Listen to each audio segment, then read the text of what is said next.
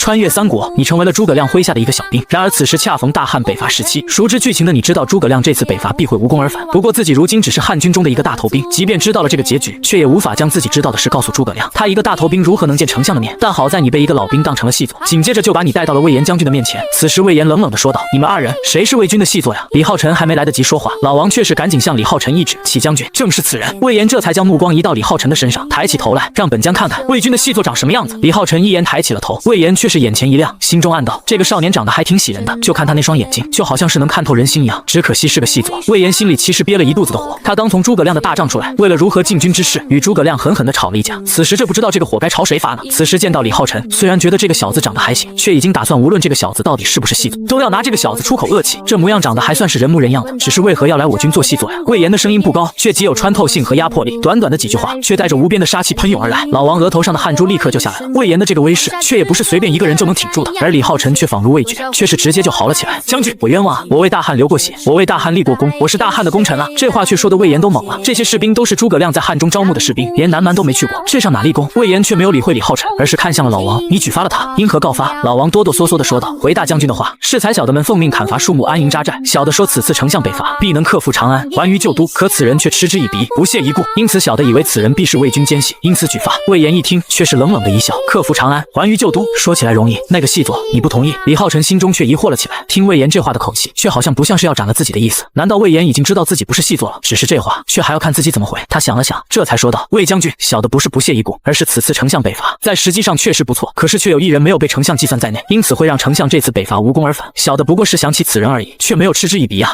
魏延却是一愣，何人没有被丞相计算在内？李浩辰抬头看了看魏延，却是从嘴里吐出几个字：“雍州刺史郭淮。”郭淮。魏延努力的在脑海中回想魏军中还有什么大将，却没有听说过郭淮此人。他摇了摇头，却说道：“郭淮名不见经传，非是魏军大将，谅这等人物，却能有何本事，敢阻拦我大汉天兵？将军，小的有话说，请将军解绑。”李浩辰此时的双手还被反绑着，却是让他很是难受，却是借着说话的功夫，请魏延派人给他松绑。魏延也不在意，一个小小的细作而已，还不放在他的眼里，却是向一旁的魏少将军使了一个眼色。这位少将军就是魏延的长子魏昌，却是立刻心领神会，挥挥手让亲兵给李浩辰给解了绑。魏延却冷冷地说道：“你且仔细说来，若是说的不对，你的脑袋怕是保不住了。”李浩辰却是打了一个激灵，却是整理了一下衣服，这才说道：“启禀大将军，这郭淮虽然名不见经传，却是难得的守卫之才，他对我大汉却没有丧失警惕心。此时我军已经分了一部分围攻岐山堡，他却跑到了上邽准备城防，要将我军牵制在上邽。陇右虽然闻听丞相北伐，三郡响应，可是我军兵力不算多，却是分不出人马去接受三郡。若是再被上邽牵制，魏军若有援军，我军如何能防备？”说到这里，李浩辰却是向魏延看了一眼，却看到他一脸震惊地看着自己，心中却是微微一笑，就不相信这样的剑士还拿不下你。却听魏延一拍面前的几案，长身而起，大声说道：“我就说哪陇右不对，就应该听我的。出骑兵自子午谷出，直袭长安，如此才可还于旧都。只恨丞相不用我言，如之奈何？”李浩辰一听，却是眉头一挑，走子午谷也不是什么好主意啊。后世的时候，明代第一任闯王高迎祥就走过一次，结果被孙传庭给堵在子午谷，结果兵败。他赶紧说道：“将军，曹魏占据天下13州中8州半的土地人口，民富国强，我大汉如今也不过1州之地而已，以一隅之地抗天下之霸主，只能徐徐图之。如今丞相向大军已出，将军若带一旅之师走子午谷，若是消息泄露，魏军堵住谷口，将军如何？再说了，就算将军能成功的通过子午谷，却又如何能攻下长安？将军如何知道夏侯茂就一定会不战而逃？若是长安中另有人与将军相抗，将军又能如何？而且将军率军进攻长安，粮草后勤辎重又该如何？长安之粮囤积在陈仓，那里是长安的门户，陈仓不破，将军的粮食从何处而来？没有后勤辎重的情况下，将军又如何能守住长安？”李浩辰的几个问题，却问得魏延哑口无言。说实话，李浩辰问的这几个问题，都是魏延无法判断和解决的问题，就是战场上的变量。可以说，在这几个问题上，魏延却都只有3成的把握，可是聚集在一起，这把握可就变成了不到1成。魏延的脸色却难看了起来，见李浩辰还要说，却是挥手拦住李浩辰，却是对魏昌说道：“你把此人带出去，我亲自来审。”魏昌听得正入神，却被魏延这么一说，却是不情不愿地带着老王走了出去。魏延见魏昌带着老王走了出去，才愣愣地看向李浩辰，就这样看着，却是一句话都没有说。过了好一会儿，才开口说道：“既然你说我的计策没法用，那你为何又认为丞相这一次的北伐会赢不了？”这个问题，李浩辰在后世的论坛上却没少与其他的汉粉讨论过，却早已心中有数。将军可有陇右的地图？魏延点了点头，却从几案上的一个竹筒中找出一个，从里面取出一张薄布画成的地图出来，摊放在几案上，却是向李浩辰比了一个让他上前观看的手势。李浩辰却也没有任何抗拒的意思，却是欣然上前，嘴里却还说道：“我料将军出子午谷之奇谋，丞相必然不会同意，这玩意都不用猜，史书上记得清清楚楚。”魏延的脸却顿时黑了起来。丞相可以说他，是因为丞相叫诸葛亮，你一个大头兵凭啥说自己？若不是看在你小子还算有几分见识，老子早就砍了你。却是冷着脸说道：“有话快说。”李浩辰却是在地图上瞥了一眼，不得不说，这地图也太难看了，只是在布上写了几座山和城市的名字，其他的一切几乎都没有。若是这地图能用，那可真就是见了鬼了。不过李浩辰却不是来给魏延指出地图错误的，他却是伸手在地图上的一个位置一点：“将军，丞相此次出兵是为了收复凉州。州，打通大汉与西域的贸易往来，因此走大道出陇右。而关系着这场北伐能不能成功救的关键就在于此地。魏延定睛看去，却看见李浩辰的手却放在了街亭上。街亭，魏延仔细端详了地图，却是疑惑地说道：“这街亭不过是一座小城，如何就成为了这次北伐的关键？”李浩辰却微微一笑：“关键与否要看丞相这次北伐的意图。将军可知这次北伐的目的？”魏延眉头一皱：“难道不是攻打长安？”李浩辰却是哈哈一笑：“将军莫非是在笑我不知吗？若要攻打长安，丞相如何不能同意将军的建议？出子无谷攻打长安，就算无粮也可出散关。攻打长安的门户陈仓，却为何要走大道出祁山？”魏延虽是大汉有名的战将，也不算蠢，可是这种大战略的东西却非他所长。此时听李浩辰说完，也是心头一震。是啊，为何丞相要走大道出祁山？李浩辰此问也不是要从魏延那里得到答案，他却是自顾自地说道：“丞相这次的北伐，与其说是要攻打长安，还于旧都，其实是要攻下陇右，以此来获得凉州之地。得到了凉州，其实就已经获得了与西域交易的资格。此后蜀锦就可以源源不断地从凉州售卖到西域，换来足够的银钱来满足大汉的军事需求。因此，丞相的这一次北伐，目的就是攻下陇右，以图凉州。既然明白丞相的目的，那就继续我们的分析。丞相既然要夺取陇右，则必须打下岐山堡和上邽，这样我军的粮草辎重才能没有后顾之忧，源源不断的供应前线。若是将军，我说的是若是哈，若是那个波怀真的据上邽自首，时间我都不多说，那他就将丞相拖住10几天。将军以为战局会如何发展？魏延却是沉默了下来，却是在思考李浩辰的问题。李浩辰却没有给魏延思考的机会，而是自顾自地说道：“战局的发展会对丞相极为不利。魏军如今能打大仗的也不过寥寥数人，在南线有曹休，西南有司马懿，但是在长安和陈仓，除了将军说的那个脓包将军夏侯茂之外，还有曹真、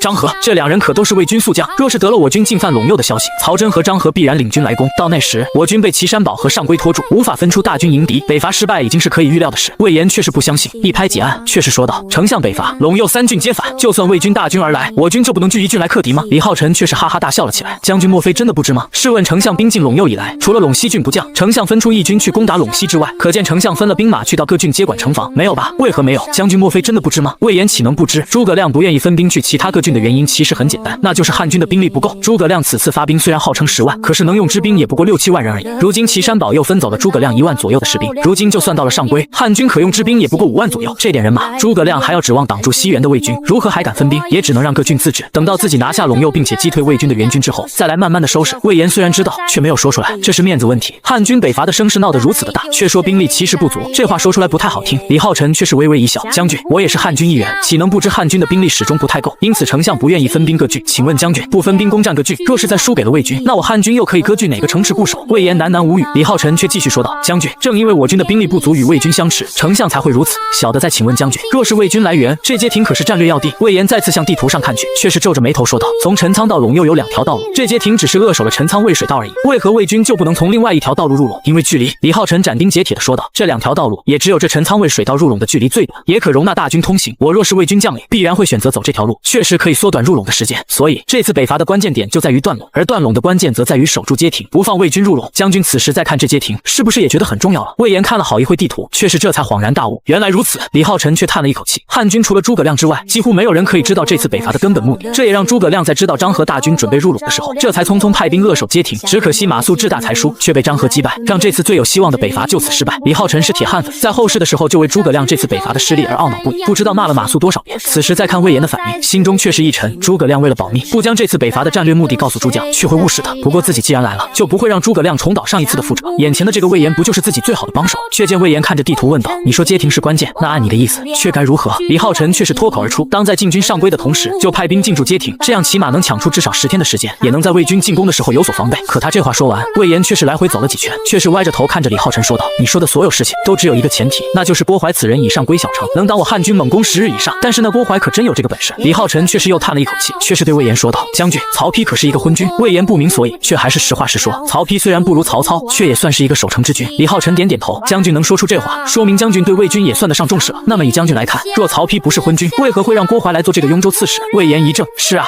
曹丕又不是一个傻子，若是波怀没有什么本事，为何会将雍州刺史这样重要的位置交给他？不过他还是不相信波怀能在诸葛亮的手里撑下10多天，他是知道诸葛亮手段的，就以诸葛亮那神鬼莫测的手段，这世上难道还有人真能撑得下去？”不过从李浩辰的话语中，他也明白了这次诸葛亮北伐的真实意图，也明白了汉军此后会遇到的局面，却皱起了眉头沉思了起来。李浩辰也没有出声打乱魏延的思绪，他之所以说这些话，一来是为了自救，二来也是为了帮诸葛亮一个大忙。过了好一会儿，魏延才将李浩辰的话给从头到尾捋了一遍，可是越想心里却越是惊讶，他发现李浩辰说的话很有可能实现，他却是扭头就向帐外走去。李浩辰却急了：“不是，你这要走是几个意思？你倒是先把我放了呀！”将军何往？魏延这才想起李浩辰还在他的军帐之中，却是回头瞥了他一眼，却是大声喊了起来：“魏昌！”魏昌却一直在门口守着呢。闻言却是马上掀开大帐的帘子走了进来。将军有何吩咐？魏延治军甚严，在军中所有人都称呼职务，就连他的亲儿子也不例外。魏延却是一指李浩辰说道：“此人暂时不列入细作之列，将他调入我的亲兵，等我回来之后再行定夺。”魏昌一愣，可是魏延却迈着大步向帐外走去。魏昌可没有那么大的胆子敢去拦魏延，却是回头看了一眼李浩辰，嘴角却扬起了一抹笑容：“可以啊，这就当上我爹的亲兵了。”李浩辰却是一愣，不是说三国的人全都求贤若渴吗？自己都展示了这么多，却为何魏延还是就让自己变成了他的亲兵？难道你不应该拜我为客卿，再帮我求一个官职吗？怎么着，一个亲兵就把自己打发了？就在李浩辰在那里嘟嘟囔囔的时候，魏延却是大步来到了诸葛亮的中军大帐，帐外2名亲兵却伸手拦住了魏延。这些亲兵却是诸葛亮麾下的虎步营，是汉军中最精锐的部队，即便没有掏出兵器，一股杀气却直接扑面而来。可是这些亲兵的杀气在魏延看来却是不值一提。魏延冷冷地看了2眼这2人，怎么，你们要拦我？我要见丞相。2名亲兵却被魏延这一眼看得略有些害怕，却没有退后。一名亲兵大着胆子说道：“将军，请容小的通报。”魏延却没有说话，而是就这样看着那名亲兵。那亲兵却不敢耽搁，赶紧进帐禀报。不一会儿，那名亲兵却从帐中走了出来，向魏延拱手说道：“魏将军，丞相请你进去。”说着还帮魏延掀开了大帐的帘子。魏延冷哼一声，却是大步走进帐去。进帐之后，魏延却是冲着主座上拱手说道：“末将见郭丞相。”主座上却坐着一人，身长8尺，面如敷粉，目若朗星，3缕长须飘于胸前，手上拿着一把鹅毛扇。就这副长相，无论放在哪一个朝代都能称呼一句帅哥。此人正是大汉丞相卧龙诸葛亮。却见诸葛亮轻摇了一下羽扇，却是微微一笑：“这么晚了，文长不休息，却来见我，可是有什么要事吗？”魏延心中似乎有1000句话想要说，可是这个时候却也不知道该说什么，却是只说了一句：“丞相这次北伐，可知道郭淮此人？”郭淮，诸葛亮却有些意外，此人他自然知道，姜维这个后来继承了诸葛亮遗志，继续讨伐魏国的弟子，今日才刚刚投奔了自己，而他也从姜维的口中知道了郭淮这个人。文长何故会问起此人？魏延却是一愣，他之所以提出郭淮，就是给自己找一个话头而已，没想到听诸葛亮这个意思，他还真的知道郭淮。既然丞相知道此人，那末将就直说了。末将听说这郭淮长于守御，而他如今就在上邽城中，有此人在，恐怕丞相想要快速的攻下上邽，怕是也不会太容易吧。诸葛亮却是不以为然，他对郭淮还真没有放在心上，不过他对诸将还是一贯的尊重，只要你听我的将令，我就会尊重你说话的权利。却听他淡淡的说道：“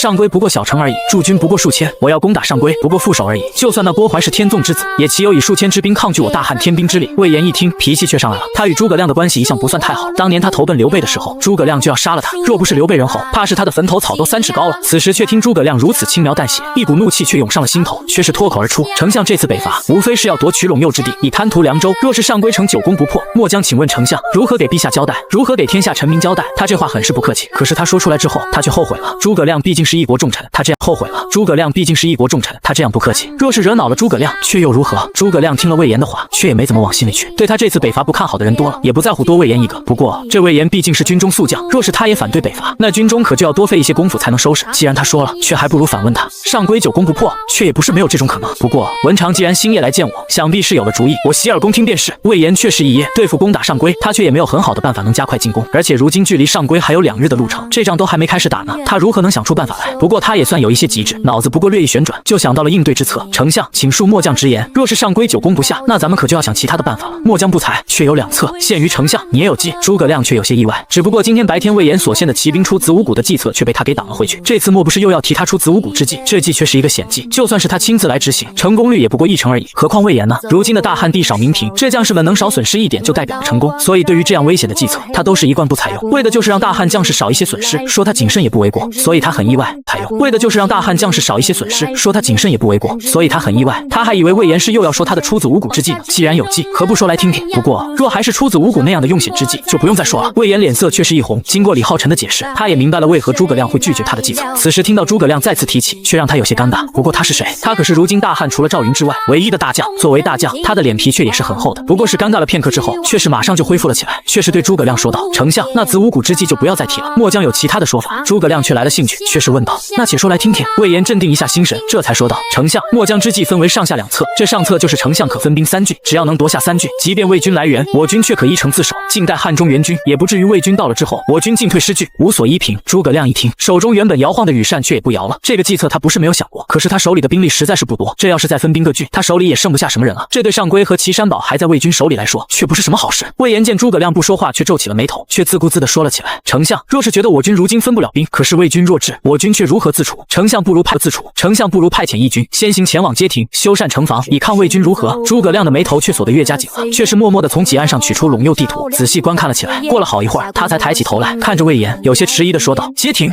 魏延却是点了点头：丞相，街亭扼守陈仓渭水道，魏军弱智，必从此处经过。可若是等到魏军将到，我们才派人前去，时间上却来不及，不如提前在这里布置下一招险棋。若是魏军至，我军也不至于手足无措。不知丞相以为如何？诸葛亮却是心中中惊疑，魏延能有多少的聪明才智，他如何不知？想是如此料敌机先的做法，却不是魏延能想出的办法。这才几个时辰不见，魏延就能脱胎换骨至此，他刚才一眼就看出了街亭的重要性。若是真如魏延所说，上归城久攻不下，那街亭可就真的可以算是胜负手，是这次北伐的关键。可是如此重要的地点，却是如何能从魏延嘴里说出来的？诸葛亮百思不得其解，却故意问道：若依文长所言，谁可以领兵前往街亭？魏延却是嘿嘿一笑，别看他刚才对诸葛亮气得要死，可在这个时候，他却不会犯糊涂。他就算是个傻子，也能看出来这街亭是一场多大的功劳。这个时候，他却是不会与功劳犯冲。丞相，本来我是想毛遂这个时候，他却是不会与功劳犯冲。丞相，本来我是想毛遂自荐的，可是想到丞相攻打上归，却不能没有大将在，末将也只能随在丞相的身边。不过我儿子魏昌此时正在我军中，末将以为他可担任这等重任。魏昌，诸葛亮岂能不知这魏昌是何人？在大汉的第二代中，除了关家和张家之外，这魏昌也算是第二代中还算比较优秀的一个人。他心里仔细盘算了一下，魏昌此时去，无非是先行修筑防御工事。若是魏军真的从街亭通过，他还可以派大将前去指挥。这个功劳就算给了魏昌，又能如何？只要能夺下陇右之地，将凉州与魏国切割，自己这次北伐的目的也就达到了。可就让魏昌前去便是，就从你军中抽调3000人，让魏昌带去修筑城池。即便魏军不从此帝国，也算他一功。谢过丞相。魏延大喜，却是抱拳拱手向诸葛亮致谢之后，却是转身就出了大帐。见魏延离去，诸葛亮却泛起了嘀咕：这个魏延如何会变得如此开窍了？莫不是得了什么大才提醒了他？不过他想了想，却放弃了追寻魏延身边那员大将的事。魏延身边有人能帮他也挺好的，起码不会跟自己犯浑。想到这里，他却又看向了地图，手指也在地图上轻轻点了点。街亭。魏延回到营中的时候，却已经是月上中天了。可是即便如此之晚，却也难掩他心中的兴奋。这场大功劳可就归他儿子了。可是刚到自己大帐外，他却愣住了。他的大帐外却一个人都没有。按照军中的规矩，在战时，除非是他特殊的命令，他的军帐外却是不可能没有人的。自己的亲兵都上哪里去了？这时，就在魏延惊疑之间，却刚好有一名士兵急冲冲的跑了过来。一见魏延，却是松了一口气，却是赶紧跑到魏延面前，对魏延说道：将军，快去看看吧，您的亲兵营都快被打完了。魏延却是一愣，简直不敢相信自己的耳朵。自己的亲兵可是精锐中的精锐，虽然人数不多，也就300出头，可也不是什么人都能打完的。他的脸色却是立刻就垮了下来，却是问道：何人敢对我的亲兵营出手？这也难怪他想不出来，能扫平他亲兵营的人，在大汉也不是没有。那位曾经在长坂坡前杀了一个7进7出的赵云赵老将军就可以。可是丞相不是派赵云和邓芝出击鼓吸引曹真的注意了吗？如何会在这里出现？击鼓距离他们如今安营的地方几百里的路程，而且都是山路，就算赵云长了翅膀，也飞不过来呀。那不是赵云又是何人？却听那名士兵说道：是今日才入亲兵营的，还说是将军您亲自安排的，好像叫什么李浩辰。是他。魏延心中大惊，他可没有想到那个貌似是细作的人竟然能有如此的武力，竟能凭借一己之力横扫自己的亲兵营。人凭借一己之力横扫自己的亲兵营，人在哪里？魏延却是冷着脸问道：就在后营。如今却是少将军与他在交手。魏延却是一把甩开那名士兵，自己却冷着脸向后营而去。来到后营一看，却这里聚集了最少几百人，围成了一个圆圈，而在圆圈中却传来阵阵的欢呼声。魏延心中的怒气顿时就涌了出来，他向来讲究军法，如今在他军中却就有违反军法的事发生，这却如何不叫他生气？此时那个通知了魏延的士兵却赶紧上前分开了众人，众人回头一看，却看见魏延黑着脸走了过来，却是纷纷让出一条道路，让魏延能没有阻碍的走到最前面。魏延走到最前面之后，眼前的情景却吓了他一跳，在他眼前却已经躺了有10几号人，全是他亲兵营里的人，而在他们中间，却正看见自己的儿子魏昌正在与那个叫李浩辰的人正在决力，而且魏昌面目通红，手上青筋暴起，看这样子就是连吃奶的力气都用出来了。与他决力的李浩辰却好像完全没有感觉一样，给人的感觉就如同是随便玩玩。魏延知道魏昌的力气其实不小，在这军中单凭力气，他也能排在前3的位置，却能让李浩辰这个大头兵给逼成这副模样，只能说李浩辰的力气却远在魏昌之上。没想到啊，这个家伙竟然还有这样的力气！魏延心中微动，却是喝道：大胆，竟然敢在军中私下斗殴，你们都不想力气？魏延心中微动，却是喝道：大胆，竟然敢在军中私下斗殴，你们都不想要脑袋了吗？他这一说话，场中两人却是齐齐大吼了一声，竟双双卸去力道。魏昌这才恢复了一下自己的呼吸，心中却是惊骇无比。他与大汉的一众大将也曾经决力过，却从来没有与李浩辰这样的无力感，就好像无论他怎么使劲都要比李浩辰弱上那么2分一样。这对于他来说，只能用不可思议来形容。此时李浩辰也看见了魏延，却还有功夫整理了一下身上的军装，这才向魏延行礼，见过将军。魏延却是冷冷地打量着李浩辰，为何在军中动手？李浩辰却是叹了一口气，这才将为何会与亲兵营的亲兵交手的原因说了出来。事情很简单，却也很狗血，无非就是李浩辰被魏延任命为亲兵营的亲兵，那些老亲兵却不服气，因此才斗了起来。而魏昌与李浩辰的交手，那就是纯属见猎心喜，这才出的手。魏延听完，却是不屑地说道：力气很大吗？来，与我较量一番。李浩辰却是一愣，与魏延交手？这魏延可是号称赵云之下的大汉第一名将，自己现在虽然知道自己的力气虽然不小，可是与魏延比起来，却也不知道到底如何。再说了，自己现在可是魏延的亲兵，输了还好，要是赢了，那自己日后在魏延的军中还活不活了？见李浩辰迟迟不敢动手，魏延却是冷笑一声：你要是赢了我，本将就赏你一个100人将干干，若是赢不了我，就斩了你，以儆效尤。一听这话，李浩辰却来了精神，双手一错，就向魏延扑了过去。他知道魏延说话算话，这一场却是赢得输不得。魏延这才面露笑意，却是大吼一声：来得好！双手却与李浩辰双手接在了一起。魏延甫一接触，就觉得情况有些不对，李浩辰的力道仿若排山倒海一般，他却是用足了力气，才算接下来李浩辰这一扑。魏延却不信邪，双手猛地用力，可李浩辰却如同高山一样，任凭自己如何用力都无法掀翻李浩辰。魏延心中就是一惊，这样的力气，就算是汉军中的张飞也不过于此。当年在荆州投靠汉军的时候，时候，他与张飞斗过2场，却都败在张飞的力气之下，对这样的怪力是深有体会。没想到张飞死了这么多年，却在李浩辰的身上再次见识到了这样的怪力。李浩辰自然知道魏延连用了2次劲力想要将自己甩出去，可是却不知道为啥，他却感觉魏延好像压根就没有使劲，这2下的力气却是软绵绵的，就好像是魏延压根就没有出力气一样。难道说魏延这是要故意输给自己？可是没理由啊！要想让自己当官，就算给不了自己百人将这样的职务，给自己一个5常干干总是可以的，何必还要搞这一套呢？此时魏延却敏锐地感觉到李浩辰好像有些走神，手上的力道却是松懈了一些。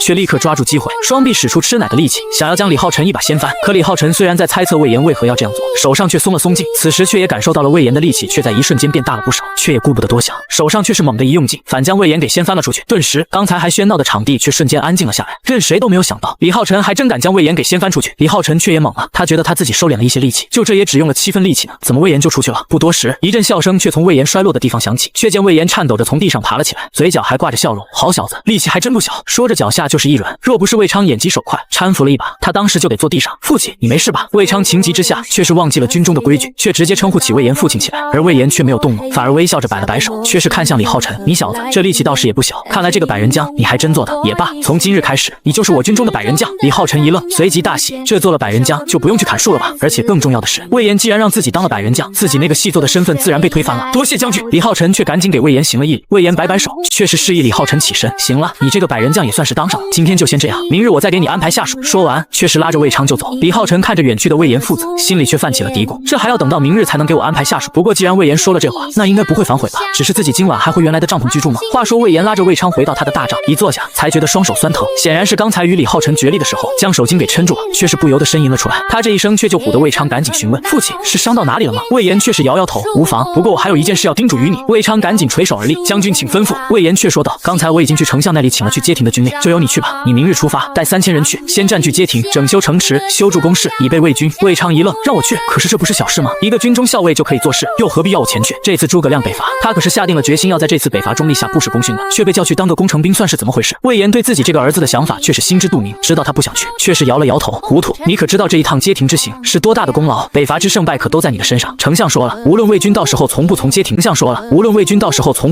过，你都是大功一件。不过你也不用担心，若是魏军真的要从街亭经过，丞相必会另遣大将前往，你只要修好工事就是头功一件。魏昌听魏延这么一说，却也明白了，点了点头，末将知道了。还有，魏延却说道，这次你去街亭，将那个李浩辰给带去，带他。魏昌却有些不理解，一脸疑惑地问道，为何要带上他？魏延却是狡黠的一笑，自然有他的用处。第2日一早，天还蒙蒙亮，李浩辰就被人叫醒。当知道自己要跟着魏昌前往街亭的时候，却是一愣。他昨夜去他原本的营帐拿了自己的东西，在一众士兵的惊讶的目光中，却是大摇大摆地走出了营帐，却是随便找了一个地方休息。本来想着自己好歹是个百人将了，日后说不得荣华富贵，可没想到魏延那个不要脸的，却让自己去街亭。街亭那地方是正经人去的地方吗？李浩辰一听就急了，这不是恩将仇报吗？在他看来，对他来说，最好的结果就是跟着诸葛亮去打一轮酱油，无惊无险等张合击败马谡之后，再从陇右从容退去。可是如今却让自己跟着魏昌去街亭，这不是让自己去送死吗？李浩辰当时就提出自己不去，还嚷嚷着要见魏延。这个时候魏延如何肯见他，却是让亲兵出来给他带了一句话，军令以下，不遵军令者战。看着杀气腾腾的亲兵，李浩辰也给他带了一句话，军令以下，不遵军令者战。看着杀气腾腾的亲兵，李浩辰也怂了，无奈之下也只能去捡拾东西，准备跟着魏昌北上。大军出发不是一件容易的事，魏昌不过3000人，却也花了将近2个时辰才从军营出发，前往街亭。李浩辰无精打采地跟在队伍里，抬头看了看天空中那高悬的太阳，心里却骂起了魏延这个老匹夫。好在魏昌不知什么原因，还赏给了他一匹马，这才免了他11路的尴尬场面。魏昌不愧是常年跟在魏延身边耳濡目染过的，这一路行军却颇有章法。可是看在李浩辰的眼里，却不以为然。那马谡也是饱读兵书之人，可是到了街亭如何，还不是不听诸葛亮的招呼，进退失据，结果兵败被杀。这个时候有章法算不得什么，要等到真刀真枪对上了之后，才能看出魏昌的真本事。3000人的军队已经可以算得上大军了。这支大军走了差不多半个月之后，才顺利的到了街亭这个地方。等到了街亭，李浩辰才明白为何马谡会选择在山上扎营。街亭这个地方2山夹1谷，一条河流蜿蜒而过，却是靠近北山，而街亭小城却更加靠近南山。而南山除了与街亭小城相对的方向还算得平坦，可是其他3面却都如同峭壁一般，极难攻打。街亭小城的位置就在道路中间，却是年久失修，就连城墙都垮掉了3面。用李浩辰的话来说，要在街亭小城里扎营，还不如在城外筑扎营盘，这样看上去还简单一些。而且街亭小城前面却是一个说大不大，说小不小的平原地带。李浩辰可以记得张合的军中可是有5万骑兵，虽然对于这个数量李浩辰不好做出判断，但是魏国独占了大汉的3处养马地，有数量较大的骑兵却也不是不可能的事。在这个地形下，李浩辰能想到的办法也就是在南山与街亭各驻扎一些士兵，互相成犄角之势，以此来扼住道路，不让张合大军通过。可是南山上没有水源，这才是马谡兵败的根本原因。不过这一次汉军到达街亭要比历史上早了半个月左右，有这半个月的时间，也未必就会重蹈马谡的覆辙。汉军刚在街亭边上下了寨，魏昌就让人将李浩辰给叫了过去。临临出发前，魏延再次交代魏昌，到了街亭之后要多听李浩辰的话。魏昌虽然不知道为何魏延会这样说，但是他跟在魏延身边多年，却很难见到魏延会如此看重一人，心中就多了几分计较。一路上他也在观察李浩辰，却发现李浩辰一路上都像是丢了魂一样，若不是与李浩辰决裂，心中对李浩辰也有那么几分好感，怕是早就让李浩辰退回魏延军中。可是，一到街亭，他却看见李浩辰好像换了一个人一样，在街亭内外来回查看，还时不时的发出长吁短叹，好像他之前来过这街亭一样。还时不时的发出长吁短叹，好像他之前来过这街亭一样，却又再次想起魏延的嘱托，这才将李浩辰给请了过来。李浩辰哪里知道这个，他如今是魏延军中的百人将，又划拨给了魏昌，那么他此时却是魏昌的直属手下，顶头上司召唤，他哪里敢不来？一进军帐，他立刻向魏昌做了一个揖，见过少将军。魏昌看了他两眼，嘴角却带着笑说道：“李浩辰，我看你到了这街亭就四处观望，你之前是来过这里吗？”李浩辰一愣，却马上摇了摇头：“末将没有来过。”魏昌却也不以为意，李浩辰来没来过其实不重要，重要的是在这个地形之下，如何修筑防御工事，抵御魏军的进攻，这才是最重要的。我见你在街亭也看了很久，如何修筑可有什么想法？李浩辰却是一愣，魏昌才是这3000人的主帅，却为何会来问自己的意见？自己一个区区的百人将的意见重要吗？他那里知道，在魏延的口中，他李浩辰已经成了一位大才，还专门叮嘱过魏昌。魏昌别的不知道，可有一点却是可以肯定的，他听劝。此时魏昌也不说话，就这样微笑着看着李浩辰。李浩辰都被看懵了，你一个少将军，用这种纨绔子弟的眼神看自己，真的好吗？不过被魏昌一直盯着，李浩辰也毛了，却是不自觉地抖了一下，这才对魏昌说道：“少将军，小的不过只是军中的百人将，这如何扎营，如何修筑工事，小的却也说不上话呀。少将军钱刚独断也就是了。”他这一句话却让魏昌吓一跳，怎么就用上钱刚独断了？这话是能随便用的吗？听说这李浩辰还是个茂才，却如何能说出如此无君无父之言？魏昌当时就想拍而起，可脑子里却突然出现魏延的嘱咐，这才勉强压下杀人的心思，依旧微笑着对李浩辰说道：“李浩辰，我虽是义军主帅，这等大事却也想听听你的意见，你就放心大胆的说就是了，就算说错了，我也不会怪罪于你。”李浩辰却点了点头：“不怪我，那我可就真的说了。少将军，我们来占据街亭的目的是想延缓魏军从这里通过，给丞相攻伐陇右争取足够的时间，所以我们在这里修筑的方向也要向这个方向靠拢。”说到这里，他顿了一下，却继续说道：“少将军，魏军若是要救援陇右，必然是一上将领兵，兵马不少于5万，而且其中必然还有一定数量的骑兵。这街亭小城，想必少将军也已经巡查过了，城不足以为凭，却不知道南山。少将军可曾看过南山？”魏昌如何没有看过南山？到街亭的第一件事，他就亲自上了南山，那里3面峭壁，只有一面可以通行，看上去倒是一个完美的狙击地点。可是那山上却没有水源，如何能守？魏昌却是摆了摆手，却是压根就没有想过在南山上驻守的情况。李浩辰心中暗过在南山上驻守的情况，李浩辰心中暗自点头。魏昌看来要比马谡靠谱得多，起码没有马谡那样的盲目自信。不过这南山却是防守街亭的关键点，若是自己不占，要让魏军占领之后，却可以从上向下的向街亭发起进攻，对于汉军来说却是一个灾难。不过李浩辰却也没有让南山上有水的办法，这街亭周围都是光秃秃的一片，就算想要砍伐树木都很困难。之前魏昌却让手下士兵前往5里外的树林里砍伐树木，现在就算想要用可以通过水源的器具，却也很难。而且此时已经是春天，天气变暖，虽然还能感觉到一丝丝的春寒，可是这温度已经不足以泼水成冰，让想要靠这一招来修筑的李浩辰也没了办法。李浩辰在心里盘算了好一阵，脑子里将自己知道的一些战争的案例仔细想过了一遍，还真让他想到了一些办法。而魏昌在李浩辰思考的时候，就这样安静地看着李浩辰，却没有出声打乱李浩辰的思绪。过了好一会儿，魏昌却发现李浩辰脸上露出如释重负的神情，知道李浩辰这是想到了办法，这才问道：“如何？可曾想到了办法？”李浩辰点了点头，却微笑着对魏昌说道：“少将军，我的确有主意了，可是却需要大量的时间，却不知道这时间够不够啊。”魏昌却是一愣，随即就笑了起来：“时间肯定是够的，说不定都用不上咱们丞相的大军就能赶到了。”随即就笑了起来：“时间肯定是够的，说不定都用不上咱们丞相的大军就能赶到了呢。”李浩辰心里却摇了摇头：“你还是不了解郭淮呀。”不过他却没有揭破，却是笑着说道：“既然如此，那请少将军附耳过来，小的此法不传六耳。”魏昌的特点就是听劝，闻言却是将身体前倾凑了过去。李浩辰却是在魏昌耳边轻声说了几句，却见魏昌面露惊色，显然没有想到李浩辰会说出如此的办法。等到李浩辰说完，垂手而立，魏昌却越想越觉得李浩辰的办法有些异想天开，但是不得不说，李浩辰这一招也太阴了，即便自己知道真要让自己碰上，除了撤走，他也没有其他的办法。想到这里，他却向李浩辰竖起了大拇指：“还是你阴啊！”而就在街亭这边开始了辛苦的劳作之时，汉军却也抵达了上归城下，开始了攻城行动。不过出乎诸葛亮预料的是，上归这座小城却在汉军的猛烈攻城之下，却顽强地坚持了5天，而且看城上的状态，怕是还可以继续坚持下去。这却让一直淡定的诸葛亮心中也着急了起来。若是自己的主力被上归城拖住，魏军弱智，自己如何对敌？此时他却想起来那日魏延神秘兮兮的来寻自己，还从自己手里得到了修筑街亭的任务。对，街亭，他却猛然想起了什么。若是情况如此持续下去，那街亭可就真的成了胜负手了。此次北伐的成败却都在街亭一身而已，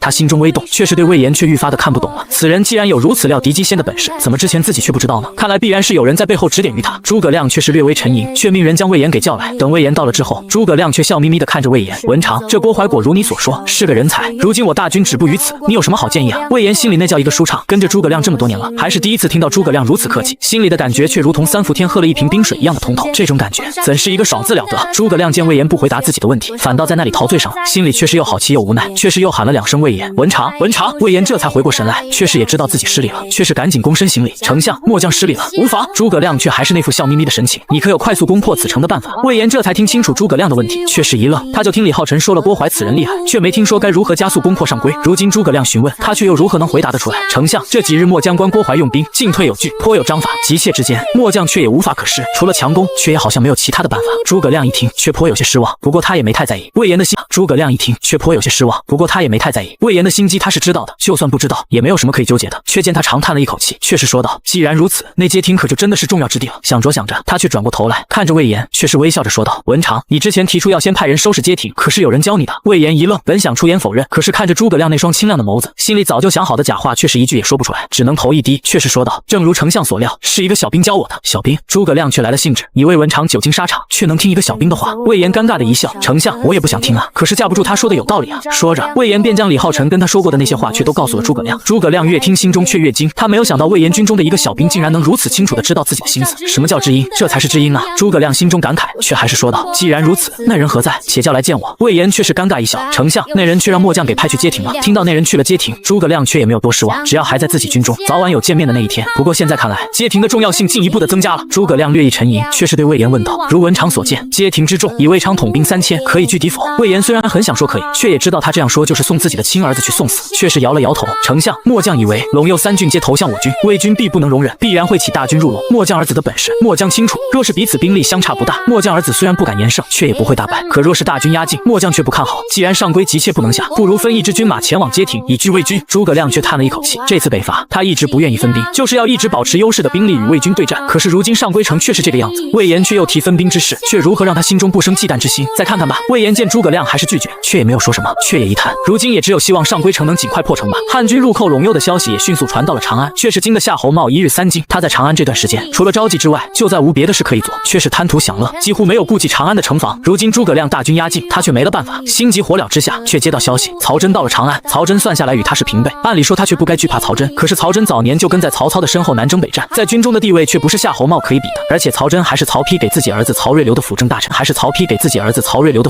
之一，这让夏侯茂如何不怕？战战兢兢将黑着脸的曹真迎进府中，一坐下，却就说道：“子丹来了，我长安无忧矣。”曹真这段时间的身体却不太好，从进门就一直咳嗽。此时听到夏侯茂这样说，却是长叹了一口气：“子陵啊，我为何来长安？想必你也清楚。如今诸葛亮大军压境，你却有何应对？”夏侯茂的兵略却是他父亲夏侯惇亲自传授的，按说也不差。可是曹真一问，夏侯茂却抹了爪子，支支吾吾的说不出所以然来。曹真摇了摇头，轻咳了几声，却是对夏侯茂说道：“别的话我也不说了，我今日就带兵去击鼓抵御蜀军，而陇右之兵，陛下已经钦点了张合前往，你在长安做好后勤工作也就是了。”夏侯茂一听，眉头却皱了起来。他是夏侯惇的儿子，曹真的安排却为何就让自己做些后勤工作？曹真却看出了他的想法，却是再次摇了摇头：“这不是我的意思，是陛下的意思。对了，过几日陛下就要亲信长安，你做好接驾的准备吧。”听到陛下要来，夏侯茂却是慌了神，几步上前攀住曹真的手：“子丹，救我！”他自己也知道自己在长安干成了什么样子，却是立刻就知道曹睿此行八成就是冲着自己来的。曹真却是轻轻的将夏侯茂的手拿开：“你也不要太过担心，你是宗室，性命总归是无。”却是轻轻的将夏侯茂的手拿开：“你也不要太过担心，你是宗室，性命总归是无忧的。你只要诚心给陛下说清楚你到底干了什么，就可以保住性命。记住，不要对陛下有任何的隐瞒。”夏侯茂绝望的看着曹真，他知道自己死不了，而且他惧怕的也不是曹睿，而是他的发妻清河公主。曹真却是懒得与夏侯茂多废话，却是站了起来，沉声说道：“好了，我要出发了，记住我的话，不要隐瞒。”夏侯茂机械的点了点头，却是眼睁睁的看着曹真走出门外。过了好一会儿，夏侯茂的声音才在屋子里响起：“来人，去给我打听一下张合到什么位置了，快去！”大汉建兴6年3月初3，曹真引兵至击鼓，以抗赵云和邓芝的偏师。张合却率领5万兵马到了陈仓，他的兵马将在这里休整一夜，再进入陇右。而就在陈仓的这一夜，他的军中却来了一个意想不到的人：夏侯茂，张老将军，我来投奔你了。夏侯茂一见张合，却是十分的热情。张合却懵了，这个夏侯茂不是都督关中，在长安坐镇吗？却怎么跑到陈仓来了？夏侯都督，你这是？夏侯茂却知道张合与自己父亲的关系还算得上不错，此时却不能有丝毫的隐瞒，却是扑通一声给张合跪下：“张老将军，还请你看在我父的面子上，救我一救。”这话却让张合吓了一跳。这夏侯茂不但有一个好爹，还是曹操的女婿，为何会说出要自己救他一救的话来？都督快请起！一救的话来，都督快请起！到底出了什么事了？夏侯茂却不愿起身，跪在地上将自己的情况一五一十的告诉了张合，最后却说道：“张老将军，我仔细想了一夜，也只有跟随张将军入陇，以获得战功，如此才可免得我一难啊。”其实夏侯茂的情况，张合也略有耳闻，可是听到夏侯茂要跟着自己一起入陇，却是犹豫了起来。夏侯茂这样无旨前来，按说他应该言辞拒绝，并且将夏侯茂给押回长安。可是这夏侯茂毕竟是曹睿的亲戚，天知道曹睿会如何处置他。此时不就是一个绝佳的人情摆在自己面前吗？而且自己若是收复3郡，这功劳未免也太大了。就算分一些出去又能如何？张合脑子中百转千回，却是瞬间就有了决断，脸上也多了一丝笑意，却是双臂用力将夏侯茂给搀扶了起来。都督不必如此，既然都督想要与我一同入陇，想来陛下也不会怪罪都督一片报国之心。末将准了就是。这样白送的人情不要白不要。两人此时的目光却对到了一处，彼此却都像偷了鸡的老狐狸。在如今三国伐交频频的时代，魏军的动态也很快就传到了诸葛亮这里。如今上归城已经在郭淮的指挥下顽强的抵抗了半个多月了，可依然没有丝毫快要破城的痕迹，这让诸葛亮却是着急了起来。如今上归城还在魏军的手里，而魏军又出大军猛扑陇右。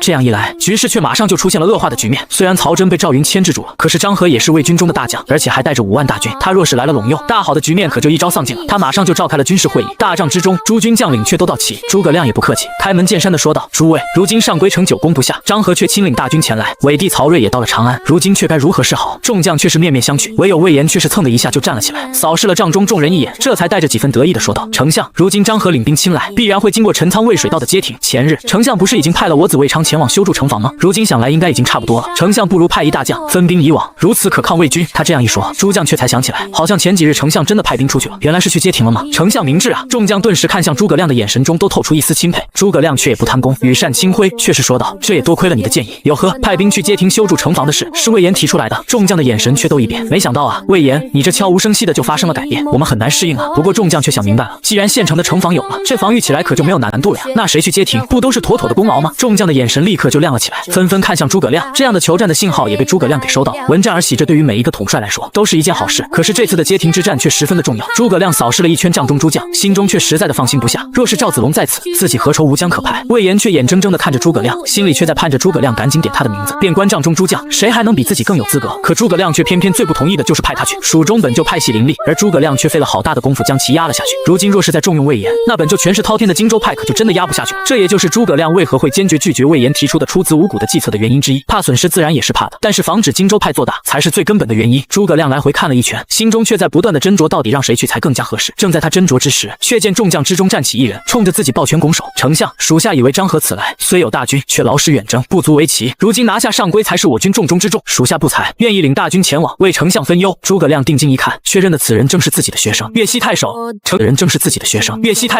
丞相府参军马谡。在诸葛亮征伐南蛮的时候，马谡虽未跟随，却向诸葛亮提出了攻心未上的计策思路，也成为了诸葛亮平定南蛮的理论依据。这也让诸葛亮对自己这个弟子越发的看重。这次北伐却也将他带在了身边，时常讨论战事。此时见马谡站起，却正对了诸葛亮的心思。马谡是他看好的接班人，却一直都是参谋一样的人，却没有什么战功。此时若是马谡能去街亭击败张合，那就顺理成章的具备了继承他的条件。又长要去，诸葛亮脸上涌起了笑意，而这也让众将瞬间理解了诸葛亮的意图。感情丞相是看中了马谡，既然如此，那自己也不用在这里瞎胡闹了，洗洗睡吧。众将算是放弃了，可是魏延却不甘心，自己儿子都过去了，这个时候你不让我去，反而让这个书生前去，自己能放心将儿子交到你的手上吗？马谡却不了解众人的心思，却是朗声说道：“丞相，马谡不才，愿领兵前往，为丞相拒魏军。”好。诸葛亮却是微微的点了点头，正要说话，却见魏延不满的说道：“丞相，魏军主将是张合，也算得上是名将。马参军从未参与过军武之事，岂能作为义军主帅？末将以为要与张合交战，非久经沙场的老将不可。末将推举赵云赵老将军担任此任。”马谡一听，脸色就垮了下场的老将不可。末将推举赵云赵老将军担任此任。马谡一听，脸色就垮了下来。赵云如今在击鼓，在诸葛亮军中的也就剩下魏延了。魏延这意思是要自己前去呗？魏延却毫不在意，一个参军而已，自己又不是得罪不起。魏将军说的是啊。王平站了起来，他是从人，在如今的大汉算是少数民族。汉中之战的时候投入了刘备的怀抱，当时就被封为衙门将皮将军。可是10年都快过去了，王平的官位却是一动不动。这次北伐他也卯足了劲，要在这场战役中获得一些功劳，提升一下自己的官位。他之所以同意魏延的话，却不是对马谡有意见，而是就事论事。张合是魏国的名将，若是派马谡前往，一个书生如何是张合的对手？而魏延说的却正中了王平的心思，就该派遣军中宿将前往。马谡搬不动魏延，此时又听到王平的话，却对王平也恨得牙痒痒，却是向诸葛亮一拱手：“丞相，属下愿领军令状，若不能胜张合，属下愿提头来见。”这样的狠话一放出来，就连意见最大的魏延都皱起了眉头。在军中，这军令状可不是白领的，要是打不赢，那是真要砍头的。这可不是用2句胜败乃兵家常事能应付过去的，是真要死人的。马谡的哥哥就是在夷陵之战中死于阵前的马良，马良算是荆州派里领头的一个人物，也是刘备在荆州的时候就投向刘备的荆州谋士。只是可惜这样的人物却殒命于夷陵。如今马谡却连领军令状的话都说出来了，魏延要是再阻拦，那就是自绝于荆州派之中。他魏延只是想争功，却还不想得罪荆州派。而王平却是一愣，他一贯做事谨慎，后人称赞他为果壮、景朗有司礼，却也不是一个傻子。他马上就反应过来，刚才自己说的话却不该他来说，却也马上闭上了嘴。诸葛亮却是点了点头，虽然马谡说出愿领军令状的话出乎了自己的预料，可是他出战却符合了自己的心思。即便马谡真要打不过张合，那也没关系，只要能牵制魏军，让自己从容拿下上归，到时候自己再统大军迎战张合也就是了。也好，又长，就命你领1万兵前往街亭，以拒魏军。诸葛亮很是爽快的点了马谡的将，可是想想，就马谡这个书生前往，怕是也不妥，确实还要给他安排一个老将扶持才是。而他的目光却移到了王平的身上，此人虽然是个降将，却在大汉也过了将近10年，算得上对大汉忠心耿耿。此人虽然刚才也出言不同意马谡出战，可是诸葛亮却还是可以理解。王平为右长副将，诸葛亮用手中的羽扇向王平一指，王平却愣住了，怎么就让自己去了？马谡心中却怒火中烧，此人看样子是魏延一党的，刚才就说过自己不能去，丞相怎会让此人随我前往？不过这话说过自己不能去，丞相怎会让此人随我前往？不过这话是诸葛亮说的，他也不好出言反对，却也只能低下头，尽量不让诸葛亮看清楚自己脸上那副愤恨的表情。王平本想出言拒绝，可是看见诸葛亮那双眸子的时候，却是二话不说就应承了下来，就好像诸葛亮的眼中有什么魔力一样，让人无法拒绝。安排好马谡和王平去街亭的事，诸葛亮却是立刻就将注意力放回了上归城来。只要上归能抢在魏军赶到之前破了，那谁胜谁负却还是两说呢。汉军的上归大营距离街亭的距离其实不算远，也不过100里左右。马谡和王平点出1万精兵，准备了1天之后，却踏上了前往街亭的道路。一路上，马谡就没有用正眼看过王平，却总是颐指气使，竟将王平当成了自己的仆人一般。王平却不声不响，却都接了下来。他知道此行就马谡是义军主帅，真要让他找到自己的错处，却是连诸葛亮都不用请示，直接就可以斩了自己。为了自己的老命，不能忍也得忍。而在王平的尽力忍耐之下，这1万大军却在2天后成功的赶到了街亭。只是如今街亭的情况却让一向自诩兵法高深的马谡大吃了一惊，却见街亭向魏晋的那一面却挖了无数条壕沟，大概一眼看过去，起码也有5、6里地。马谡的眉头当时就皱了起来，这是一个什么说法呢？而此时李浩辰和魏昌却正在南山山顶观看地形，顺便吃点小烧烤。李浩辰在山顶却是一眼就看见从上归方向来了一支汉军，而且头前的旗帜还是马自奇和王自奇。李浩辰却是愣了一下，心里却开始骂起娘来，忘记告诉魏延如何才能让诸葛亮不把马谡给派出来了。大意了，李浩辰之所以告诉魏延街亭的事，就是要把马谡过来这件事按死在摇篮里，却没有想到历史的惯性如此强大，即便他提前做好了准备，马谡却还是来了。那个王自奇都不用想，一定就是王平。也就是在此战过后，他获得了诸葛亮的赏识，青云直上，成为了大汉数1数2的大将。可是这个时候，他还只是一个不得志的老将而已。魏昌也看到了马谡和王平的军旗，却是兴奋地对李浩辰说道：“没想到丞相果然派援兵来了，走，我们去见见援军主帅。”李浩辰决定要给这个分不清楚大小王的少将军泼一盆冷水。是啊，少将军，你就没想过援军为何而来吗？援军到了，那就代表用不了多久，魏军也要到了。可是出乎李浩辰的预料，听到魏军也快要到的消息，魏昌却是兴奋地拍了一下手：“来得好，我正愁无法立功呢。”李浩辰却是无奈地拍了拍自己的脑门，完了，这盆凉水还给这货浇热乎了。魏昌兴冲冲地带着李浩辰一路从山上进入街亭小城。此时马谡却已经进城了，却没有在城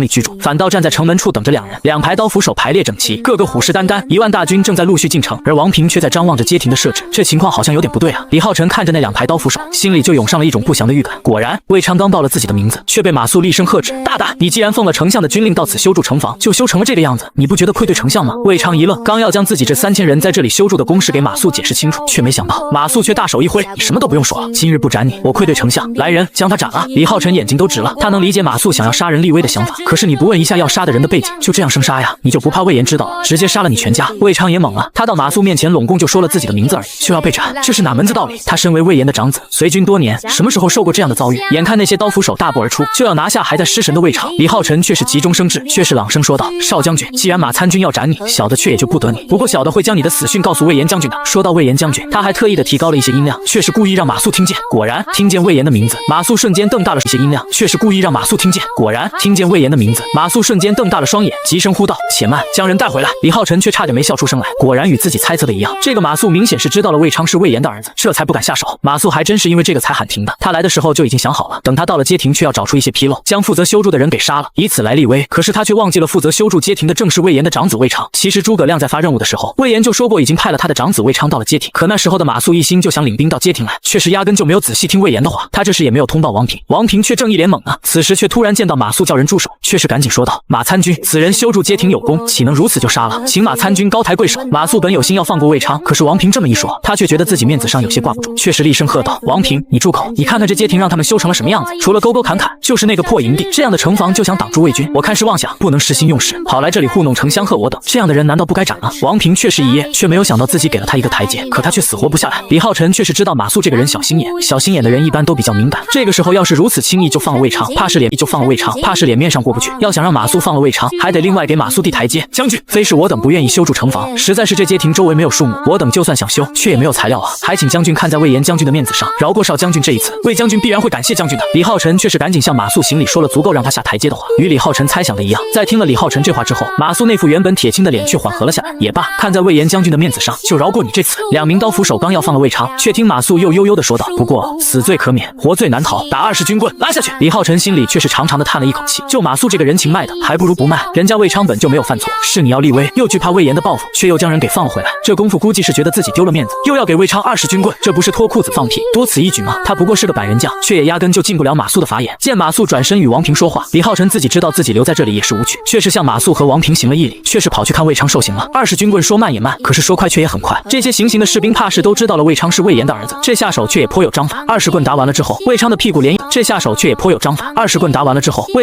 一点皮都没有破，基本上属于完整无缺。李浩辰将魏昌扶下行刑台，却是小声问了一句：“少将军，没事吧？”魏昌却是摇了摇头，意思是自己没事，心中却是将马谡恨得要死。李浩辰却叹了一口气：“马谡啊，你这平白无故的又多了一个敌人。”不过那边的马谡和王平之间却发生了激烈的争吵，可以看见王平一开始却是苦口婆心的劝马谡，可是劝到最后却劝不动马谡，王平却也动了真火，与马谡争吵了起来。魏昌此时本对马谡恨之入骨，可是看见这一幕却又觉得不可思议，却是低声向李浩辰问道：“浩辰，他们这是在干啥？”李浩辰心中却早有了预料，却是恨恨地说道：“怕是那个马谡要屯军在南山之上。”魏昌闻言，眼睛却瞪得老大，用一种不可思议的语气说道：“屯军南山，山上没有水源，如何能屯得了军？谁知道呢？”李浩辰看着马谡与王平争吵了一阵后，却径直带着大半士兵向南山而去，却是冷冷地说道：“说不定他想要找死呢。”果然，马谡带兵走后，王平却向他们走了过来，只是脸色铁青。“王将军，马参军这事……”魏昌却还不死心，开口向王平询问。王平却是长叹了一口气，说道：“马参军要屯兵山上，我苦劝不听，不过好在他还留了2000兵于我，要我在山下扎寨。我是想来问问你们，你们手里还有多少兵马？”魏昌却是向马谡去的地方又看了一眼，这才回头说道：“我有3000兵，你我合兵也有5000之众，确实也不弱于马参军吧？”王平却是苦着脸说道：“魏军这次的统帅是张合，据说兵力不下5万，我等这区5000人马，却又如何能拦得住？”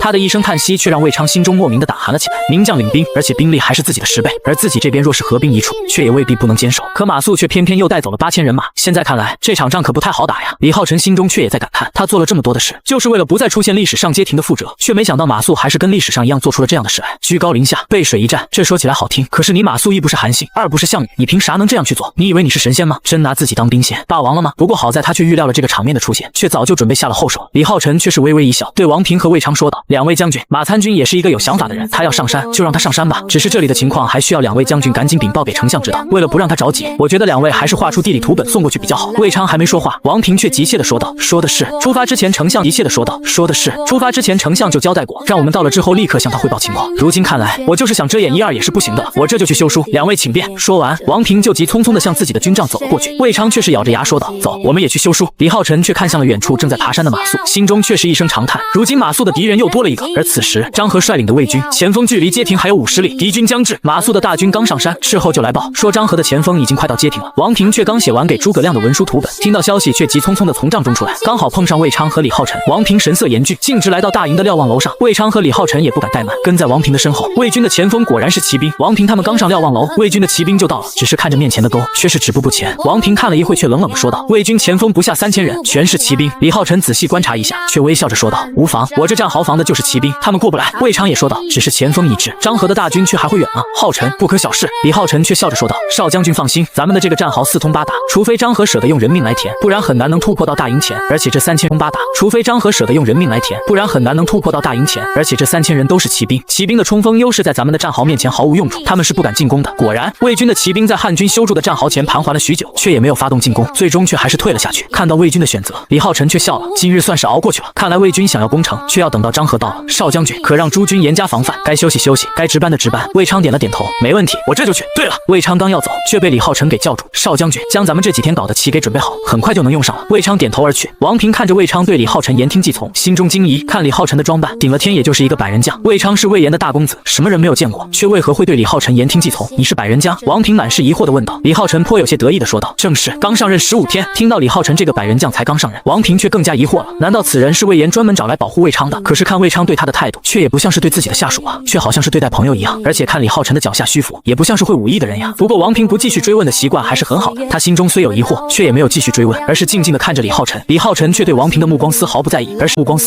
而是一直盯着魏军的前锋。过了一会儿，估计是魏军的那些骑兵没能找到进攻的办法，却都退了回去。李浩辰却伸了一个懒腰，嘴里说道：“好了，今天魏军估计是不会来了，我先去睡一觉。王将军先告辞了。”王平怔怔地看着李浩辰就此下了瞭望楼，心中却也不知道想了些什么。张合的大军是半夜赶到街亭的，待他听见汉军早至，却是心中一惊，心说汉军竟然能料到自己的行军路线。不信邪的他骑着马就来到了阵前，在战壕前停下，看着眼前密密麻麻的战壕，眉头却皱了起来。为了追求救援的速度，他这次带来的人马基本上都是骑兵，步兵也不过1万人，而且步兵估计还需要2天时间才能赶到。要以骑兵对付如此庞大的战壕，却显得有些力不从心。他能感觉到这样的战壕里，说不定还埋伏着什么。反正他心里有一种不祥的预感，而他身后却上前一将，正是在陈仓求着跟着他一起前来的夏侯茂。夏侯茂虽是纨绔，可是兵法却也不算差，起码基本的用兵常识却是懂的。此时看见面前的这些战壕，却是倒吸了一口凉气，这却该如何过去？张合却是冷冷地看了一眼黑漆漆的的街亭小城，再看了一眼灯火通明的南山，却是说道：“今日天黑，却是看不见具体的形势，明早再来看过。”说完，却连头也不回。看不见具体的形势，明早再来看过。说完，却连头也不回，径直向军营中走去。夏侯茂怔怔地看着战壕，却是向地上吐了一口唾沫，跟在张合的身后走去。而在汉军这边，李浩辰、魏昌、王平三人却并没有休息，却都在拼命地看着魏军的方向。实际上，除了刚才张合出来的时候那零星的火光，他们什么都看不见。见张合的火光一路远去，李浩辰却是点了点头，转头看向魏昌：“少将军，人都选好了吗？按咱们之前说好的，先给魏军送一份见面礼。”魏昌阴笑一声：“见面礼吗？确实不错。我估计魏军扎营的位置就是我们猜测的位置，这都不送，也太失礼了。你放心，人我都选好了，保证魏军满意。”王平却听糊涂了：“等会你们俩说的是什么？什么见面礼？”李浩辰哈哈大笑：“王将军，你说张合军刚来，若是我军能偷袭他一下，他会怎么想？”王平顿时惊住了，却是惊呼道：“你们疯了！张合是魏军名将，岂能不防备劫营？再说了，如今这里沟壑密集，你们却又如何过去？不行不行，你们这就是送死，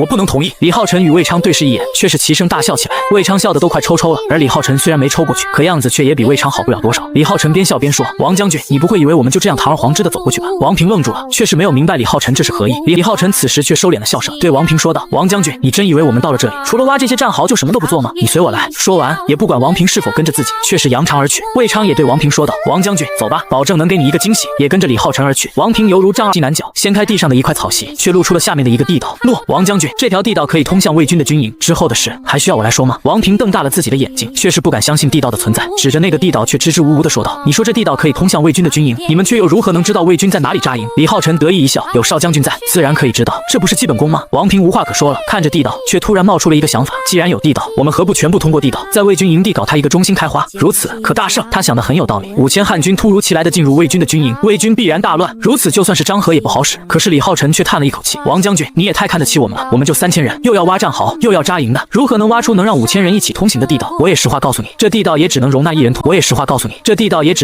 通行，而且人多了还容易垮塌。我估算过，最多能经过100人就算不错了。这其实也不怪李浩辰他们，实在是工程量太大，就凭他们3000人，却是不可能完成王平需要的那种地道。”王平却是一怔：“你不要告诉我，你们想用100人劫营？”李浩辰却狡黠一笑：“谁说100人就不能劫营？”此时魏昌也带着100多人走了过来，却没有携带兵器，而是带了大鼓这些军中乐器。“你们不会是想连兵器都不带吧？”王平是真的惊了。李浩辰却一拍腰间系着的刀，笑着说道：“谁说没带？这不是有一把吗？”魏昌走了过来，对李浩辰示意：“浩辰，都准备好了，可以出发了。”李浩辰却点了点头，对王平说道：“王将军，你听到魏军那边传来动静，就立刻引兵鼓噪起来，声响越大越好，就做出要全力进攻魏军的架势来。”王平愣了一会，却点了点头。李浩辰却是微微一笑，身先士卒地点燃了火把，下了地道。魏昌也向王平施了一礼，却跟在李浩辰的下面也进了地道。等到100余人都进入地道中，王平却是摇了摇头：“这帮年轻人还真有冲劲啊！”地道的另一头却不是在魏军的军营中，而是在1里外的一处山坳中，而这里却有另外一条通道，却可以通到魏军军营附近。挖地道可不是一件容易的活，不但要保证地道不垮，还要保证能替通风。李浩辰挖地道可不是一件容易的活，不但要保证地道不垮，还要保证能替通风。李浩辰他们能在这么短的时间内挖出如此数量的战壕和通道，已经算是一个奇迹了。100余人走了3个地道，才来到了魏军军营前，距离魏军的大营也不过100米而已。从地道里出来，所有人的身上却都是一层土。李浩辰吐掉嘴里的土，魏昌此时却小心地走了过来，低声询问：“浩辰，都准备好了，可以开始了？”李浩辰却抬头看了看天，意外地问了一句：“现在是什么时辰了？”魏昌在心里盘算了一下，却说道：“我们在地道里走了差不多1个多时辰，现在应该已经是4更天了，再不动手，天可就亮了。”李浩辰却点了点头：“4更天也行了，都给我敲起来！”他一声令下，身后的100多人却纷纷拿出了各种乐器敲打了起来。顿时，魏军军营外面响起了热闹的锣鼓声，就好像过年。此时，魏军军营中却还是很安静的。张合与夏侯茂正在他的大帐中商量着明日如何破贼，正商量间，却突然听见外面锣鼓喧天，心中就是一惊，蹭的一下站起身来，掀开帘子就走了出来，却发现军营中已经乱成了一片。张合心中暗惊，随手抓住一名士兵，厉声喝道：“出了什么事了？”那士兵却是慌乱中说道：“蜀贼劫营！”听到蜀军劫营，张合的汗毛都立了起来，难道蜀军的大部队到了，竟敢主动来劫自己的营寨？他手一松，却放了那名士兵，却是回头对夏侯茂说道：“都督，如今若是任由蜀军劫营，我军就无力回天了，你我各自去约束部众，以抗蜀贼。”夏侯茂听到不绝于耳的锣鼓声，本就心惊，此时却听到张合要他去收敛部众，却是一愣，倒是也点头答应了下来。他们这里的喧闹却很快就传到汉军军营，王平却被值夜的士兵叫醒，急急起来，却看到远处的魏军营地果然喧闹了起来，顿时大喜，得手了！来人，命令全军立刻给我闹起来！如何热闹如何闹！王平一声令下，汉军军营中也响起喧闹声，只是魏军那边是混乱的，而汉军这边却是有序的。而此时在魏军军营外边，看到魏军已经乱了起来，魏昌却还有些遗憾，只可惜我们人数太少了，若是有1000人，魏军必败。李浩辰却心说：“好在你没把自己当成领头，不然自己这100人非被你葬送了不可。”等了一会儿，李浩辰猛然下令：“晋升回营！”魏昌却还有些意犹未尽，就这么回去了。李浩辰却是明白自己这伙人的目标，就是给诸葛亮的大军争取时间。今晚这么一闹，说不得张合又是1天无法进攻，又成功的拖了1天的时间。李浩辰却没有回答魏昌的话，却是扭头就进了地道。而魏昌看了一眼闹哄哄的魏军军营，却是恨恨的一跺脚，也带着那100余人也进入了地道。此营却是恨恨恨的一跺脚，也带着那100余人也进入了地道。此时的魏军军营中，张合却也收拢了数千人。猛然间，却听到那喧天的锣鼓声消失了，心中疑惑，却见夏侯茂也带着了几百人向他跑来。张将军，锣鼓声没有了，也没有蜀军结营。张合一听，脸色却沉了下来，没想到这些蜀贼的胆量还真的大，竟敢晃点自己。现在的情况不用想都能想明白，必然是蜀军的诡计，这是要疲惫自己的人马，不让自己明日攻城啊！张合心中恼怒，他也没想到一到街亭就吃了这么大的一个亏。可是环顾了一下四周，却见除了自己收拢的这些人和夏侯茂收拢的这些人外，军营中却是一片乱糟糟的，也不知道是谁还推倒了火盆，点燃了军帐。此时的魏军军营中火光冲天，就算孙武复生，却也无法在短时间内收拢人马。张合却是长叹了一口气，下令退出军营，在军营外收拢溃兵。而等李浩辰等人回到军营的时候，天才刚刚亮，王平热情地迎接了众人，甚至还抓住了李浩辰的手，热情地说道：“你们这是立下了大功啊，我一定上书给丞相，为你们请功。”李浩辰却不着痕迹地将自己的手从王平的手里抽了出来。王将军客气了，魏军不过乱了一阵而已，其实力未损，我们先去休息一下，还请将军顾好城防，说不定魏军收拢了人马之后，就会立刻对我们发起进攻。放心，王平却是拍了拍胸脯，有我在，管教魏军不得存进。对于王平的防守能力，李浩辰还是信得过的，挥挥手自回自己的帐中休息。而这个消息也被王平派人送上了山，告诉了马谡。马谡阴沉着脸看完了王平派人送来的文书，昨夜魏军军营乱了一夜，他就在山上的高点，如何能不知道？却原来是魏延的儿子做下的好事。不过他对这份文书也嗤之以鼻，不就是惊扰了一下魏军吗？又没有对魏军产生有效的杀伤，得意什么？不过山下的营地里还有地道，这却出乎了马谡的预料。看来那个魏昌还是做了一些事的，也不全然是个废物。他随手将王平的文书给丢在了地上，心中却在暗自吐槽，不过就是一场小胜而已，也没有什么大不了的。要想破魏军，还要看自己。来人！一名士兵走进了他的大帐，传令下去，严守上山的通道。诺。而魏军这边，张合和夏侯茂却花费了大半天的时间，才将魏军全部收拢起来。仔细清点了一下，就蜀军这一闹，魏军自相践踏，死伤者1000余人。最让张合头疼的是，昨夜的火势却将大营给付之一炬了。他虽然命人拼命的抢救，却也只抢救回来几顶帐篷。数万大军总不能就靠这点帐篷吧？他们这次出兵本就匆忙，也没有携带更多的辎重，却是再也拿不出帐篷这样的东西来在此安营扎寨。张合心里却在滴血，起来在此安营扎寨。张合心里却在滴血，自己从军多年，什么时候被这样的小花招给打败过？虽然现在魏军甚至连败都算不上，顶多就算一个惊，可在张合心里却也无法接受。他狠狠地瞪了汉军那边一眼，此仇早晚必报。夏侯茂却走了过来，张将军，清点完了，全军就剩下了15顶帐篷，我已经命人赶去陈仓，让陈仓那边再送一些过来，不过却需要几日的功夫，这几日咱们也只能将就一下了。张合却只是点了点头，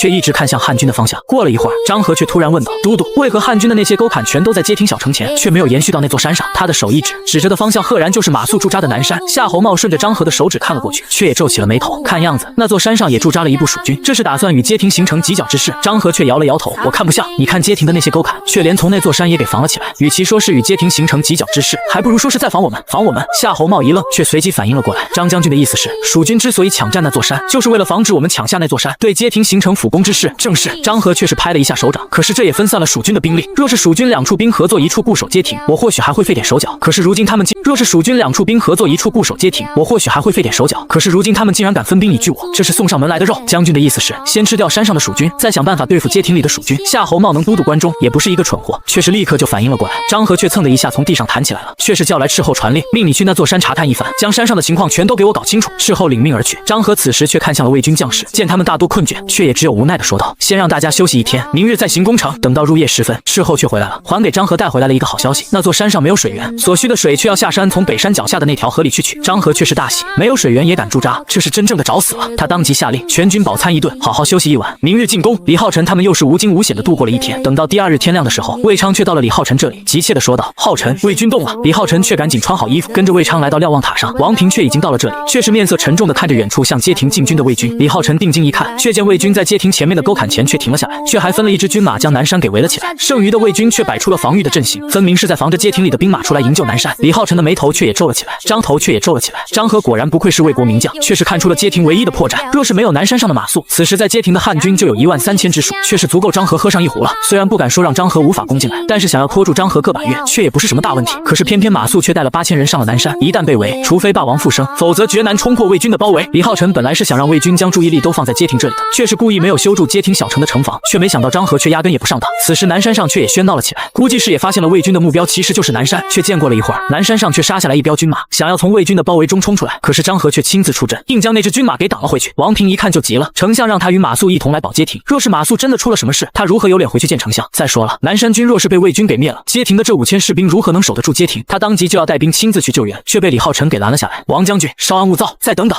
王平却是一脸疑惑地看着李浩辰，还要等什么？马参军不是张合的对手。李浩辰却摇了摇头，我也不知道要等什么，总感觉再等等也许不错。李浩辰也不是不想救马谡，他清楚地知道马谡在街亭的失败，其实也不是不想救马谡，他清楚地知道马谡在街亭的失败，其实就是诸葛亮在用人中出了问题。马谡在大汉一直是一个参谋的人员，也就是一个出主意。你让一个出主意的人贸然当上执行者，难道你就不用考虑一下落地的问题吗？而马谡在街亭却偏偏是一个出主意的人，不是实际执行的最好人，最好的诠释。居高临下的战术思维没有错，置之死地而后生。项羽可以，韩信也可以，但是你马谡就没那个统兵能力，你没有那个能力还非要学人家，那其实是一种错觉。其二，古代战争中居高临下可以带来巨大优势，比如弓弩射程和威力，高位方增益，低位方减损，此消彼长差距就很大了。还有原始滚木火油之类的技能加成，高位方借助地形就能使用，专打盾阵和车阵。士兵体力，山下进攻必须要向上冲至少200-300米再和对手火拼。你们可以换位想一下，上山路冲几百米是个神马情况，反过来向下冲就容易多了，骑兵可以获得更快速度。鉴于滚木开路，正常情况下低位方其实是很难守住。还有最重要一点，视野，山下部队的兵力部署和主攻方向尽收眼底，冷兵器时代双方列阵距离就那么几百米，地形落差较大，藏也藏不住。而山上神马情况，开打之前基本全靠猜。孙子兵法行军篇中说，凡军好高而恶下，贵阳而见阴，养生而处实，军无百疾，是谓必胜。意思是凡是驻军应选择干燥的高地，不宜处在潮湿的洼地，重阳面、避阴湿面，这样军事不会发生疾病，胜利就有了保障。提倡的也是居高临下的一种思维。所以要是张合来的速度没有那么快，让马谡在山上多囤一些水，说不定马谡还能多坚持几天。可是如今魏军很明显也知道了山上没有水源的事，已经分兵去断了马谡的水源。若是马谡不能趁着军中上有水拼死一战，这一战还是只有失败这一条路。李浩辰之所以不愿意现在就出兵救援马谡，还是考虑到手里的兵力不够，他们在街亭的驻军就只有5000人，能拉出去救援马谡的最多也只有3000人。但是这3000人不一定能接应到马谡，若是这3000人跟着一起葬身在南山脚下，那街亭也就不用守了。他记得诸葛亮在派出马谡和王平之后，还派遣了2路人马去了街亭身后的列柳城，他却在昨天就派了斥候去列柳城打探情况，看看后续的援军到了没有。可是如今派去打探的人还没有回来，李浩辰却不愿意将有限的兵力投入到无谓的牺牲中。王平却貌似对李浩辰想要再等等的想法很不满意，见死不救不是他的风格，更何况马谡还是一军主帅，岂有见主帅落难而自己不救的道理？王平却是冷哼一声，也不理会李浩辰和魏昌，转